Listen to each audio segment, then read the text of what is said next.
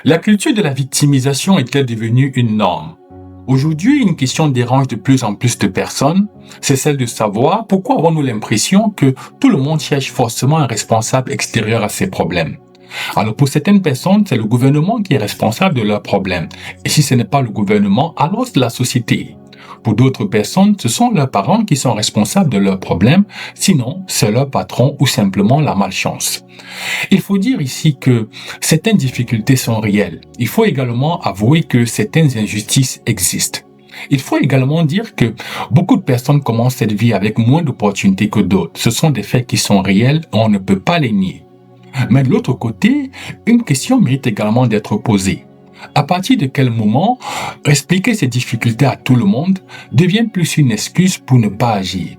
Alors dans cette vidéo, nous allons donc explorer ce phénomène qui prend de plus en plus de la place, c'est la culture de la victimisation. Salut à toi et bienvenue sur cette chaîne. Si tu me découvres pour la première fois, je suis Ginepa. N'hésite donc pas de t'abonner, n'hésite pas également d'activer la cloche de notification pour ne pas manquer les prochains contenus. Alors pour répondre à la question d'aujourd'hui, celle de savoir est-ce que la culture de la victimisation devient-elle une norme, je te propose de le faire en 3 étapes. Donc dans cette vidéo, avec 3 parties bien distinctes et bien ficelées, je vais répondre à cette question. Et si c'est une vidéo qui te plaît, c'est une vidéo qui t'intéresse, c'est une vidéo dans laquelle tu apprends des choses, alors n'hésite pas à la liker, n'hésite pas également à la partager, en sorte que cette vidéo soit vue par le plus grand nombre et que la communauté augmente non seulement en nombre, mais surtout en connaissance. Alors sans transition, rentrons dans le vif du sujet. Dans la première partie de cette vidéo, je veux commencer par expliquer c'est quoi la victimisation. On va donc clarifier les choses et comprendre c'est quoi la victimisation. Alors ce qu'il faut savoir, c'est que être victime d'un événement, cela existe. Subir une injustice également, cela existe et je suis sûr que toi qui me regardes, tu as certainement déjà été victime d'une injustice ou alors tu as certainement déjà subi un événement qui a été triste ou alors qui t'a affecté. Je vais également dire que vivre une situation difficile existe et je suis sûr que toi qui me regardes, tu as déjà vécu une situation difficile. Mais le problème n'est pas là. Le problème apparaît lorsqu'une personne commence à construire toute son identité autour de ce qu'elle a subi. Et c'est donc à partir de ce moment-là qu'en fait, il faut qu'on se dise les vérités.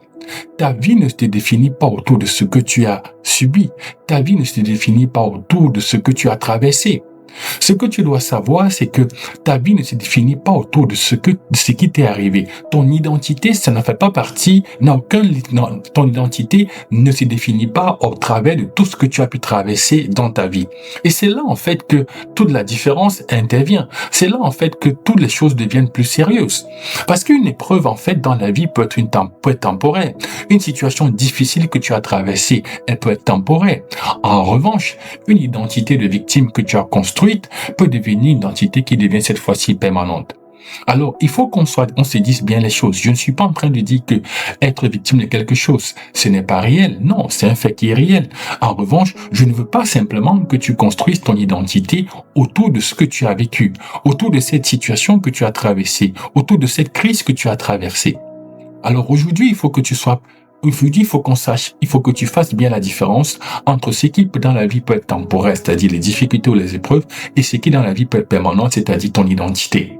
Quelle est la définition que tu donnes à ton identité? Sur quoi est-ce que tu as bâti ton identité? Voilà les véritables questions que tu dois te poser. Alors voilà pour ce qui était de la première partie de cette vidéo où j'ai ici planté le décor en expliquant le phénomène de la victimisation.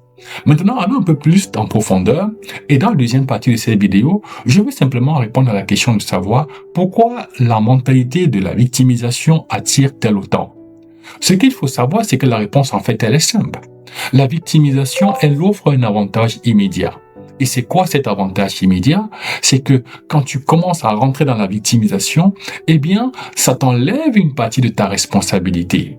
Et par conséquent, si tout est de la faute des autres, alors il y a 3 choses qui arrivent.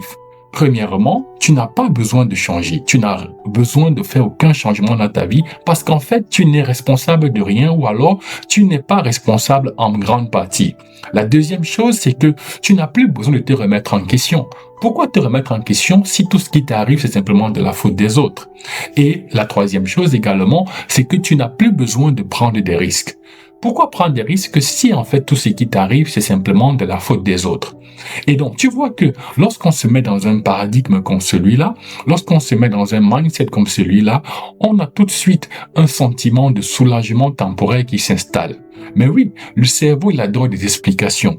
Le cerveau, il adore tout ce qui protège ton ego. Le cerveau n'aime pas entendre des phrases du genre « je dois progresser » parce qu'en fait, la progression demande ici un effort. Alors, se plaindre, en revanche, demande seulement des mots. Donc, tu vois, donc au final, beaucoup de personnes se retrouvent aiment la culture de la victimisation simplement parce que effectivement ça leur offre non seulement un avantage immédiat, mais ça les dédouane d'une grande partie de la responsabilité de leur vie. Beaucoup de personnes aujourd'hui ne prennent plus la responsabilité de leur vie tout simplement parce qu'elles ont pu trouver une excuse.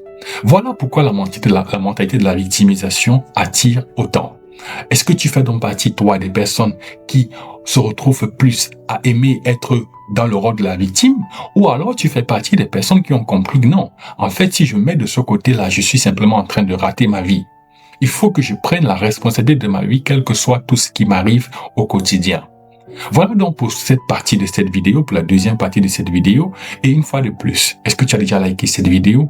Est-ce que tu as déjà partagé? Alors si c'est déjà fait, c'est très bien. Mais si ce n'est pas encore fait, n'hésite pas à le faire parce que le but de cette vidéo, c'est qu'elle soit vue par le grand nombre et que le grand nombre puisse prendre conscience du fait que être dans une culture de victimisation, ça ne fait pas avancer les choses dans ta vie.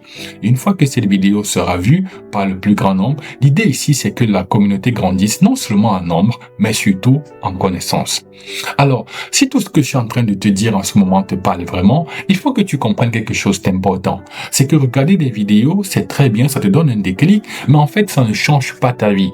Qu'est-ce qui change réellement ta vie? C'est le fait de commencer à passer à l'action. Ce qui change ta vie, c'est le fait de commencer à poser des actions concrètes au quotidien. Et c'est là que tout devient intéressant parce qu'aujourd'hui, j'ai mis sur pied 3 programmes concrets avec des actions quotidiennes que tu dois appliquer. Le premier programme, c'est 30 jours sans excuses. C'est un programme qui t'aide à développer une discipline solide. Le deuxième programme, c'est 30 jours pour vaincre tes peurs. C'est un programme qui t'aide enfin à passer à l'action malgré tes peurs. Et le troisième programme, c'est 30 jours pour éradiquer tes doutes. C'est un programme qui t'aide à reprendre confiance en toi. C'est un programme qui t'aide ici à tordre le cou à tes doutes. Et pour toutes les personnes qui veulent aller encore plus loin, ce qu'il faut savoir, c'est qu'aujourd'hui, j'accompagne personnellement en coaching.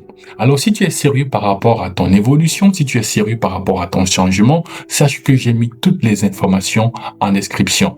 Que ce soit pour les programmes ou pour les accompagnements, tu trouveras tout en description. Rentrons dans la troisième partie de cette vidéo et dans cette partie, je veux répondre à la question de savoir pourquoi les gens qui réussissent pensent différemment.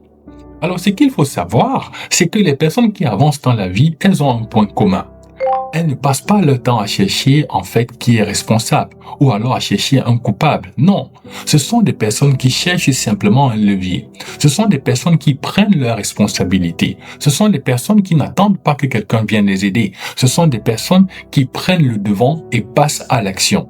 Alors, cela ne signifie pas ne pas se blâmer, non, mais cela signifie simplement reprendre le contrôle. Alors, combien de personnes de nos jours prennent le contrôle de leur vie, alors reprennent le contrôle de leur vie? Et c'est la raison pour laquelle beaucoup de personnes n'avancent pas, parce qu'elles n'osent pas accepter être responsables de tout ce qui peut leur arriver. Une fois que tu acceptes d'être responsable de tout ce qui t'arrive, je te garantis que ça te donne toutes les armes, ça te donne toute l'énergie dont tu as besoin pour aller résoudre les problèmes.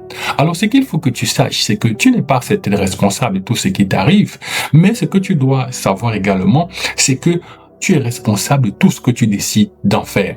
Et donc, cette distinction, au final, elle devient essentielle. Parce qu'en fait, c'est cette distinction qui transforme une personne impuissante en une personne qui est capable d'agir. Ce que je dois te dire à ce niveau de cette vidéo, c'est que les personnes qui avancent dans leur vie, les personnes qui réussissent dans leur vie, elles se posent 3 questions fondamentales. La première question qu'elles se posent, c'est qu'est-ce que je peux apprendre? Qu'est-ce que je peux apprendre de ce qui vient de m'arriver? Qu'est-ce que je peux apprendre de ce que je suis en train de traverser? La deuxième question qu'elle se pose également, c'est que puis-je améliorer? Qu'est-ce que je peux améliorer? Ça, c'est la deuxième question que les personnes qui avancent se posent. Et la troisième question qu'elles se posent, c'est quelle est la prochaine action que je dois poser? Donc, tu vois, elles ne sont pas là à se blâmer, elles ne sont pas là à culpabiliser, elles ne sont pas là à passer pour des victimes dans tout ce qui leur arrive. Non, mais elles cherchent constamment à pouvoir s'ajuster, à redresser le tir, mais surtout à avancer, à sortir de ce qu'elles peuvent être en train de traverser dans le moment. Les personnes qui avancent ont compris quelque chose, c'est que l'énergie dépensée à chercher des excuses, à chercher un responsable, à chercher un coupable, c'est une énergie qui aurait pu être utilisée à construire quelque chose d'intéressant, qui aurait pu être utilisée à les aider à avancer, qui aurait pu être utilisée à résoudre des problèmes. Et donc, au fil des années, avec une pareille mentalité, avec cette différence de mentalité, tu vois donc que cela explique au final les résultats que ces personnes ont dans leur vie. Cela explique la raison pour laquelle elles avancent malgré les difficultés. Alors, on arrive donc au terme de cette vidéo. Qu'est-ce qu'on va donc dire en guise de conclusion?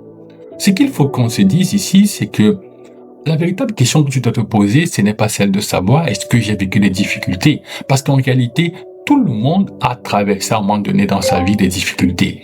Tout le monde a vécu quelque chose de difficile. Tout le monde a traversé quelque chose qui l'a même brisé. La véritable question que tu dois te poser à ce stade, c'est est-ce que je vais laisser ces difficultés définir mon avenir? Est-ce que je vais laisser cette difficulté définir mon identité? Parce qu'à la fin, ce que tu dois savoir, c'est qu'il y a deux chemins dans la vie qui existent. Le premier chemin qui consiste à passer sa vie à expliquer pourquoi en fait rien n'est possible, pourquoi rien n'a marché, pourquoi on n'a pas pu évoluer. Et le deuxième chemin qui consiste simplement à utiliser ce qu'on a, même si c'est imparfait, pour pouvoir avancer malgré tous les obstacles qui se dressent devant nous. Alors, l'un de ces chemins donne simplement un sentiment de confort immédiat, alors que l'autre donne des résultats aussi. Peut-être pas immédiat, mais sur le long terme ou alors sur le moyen terme.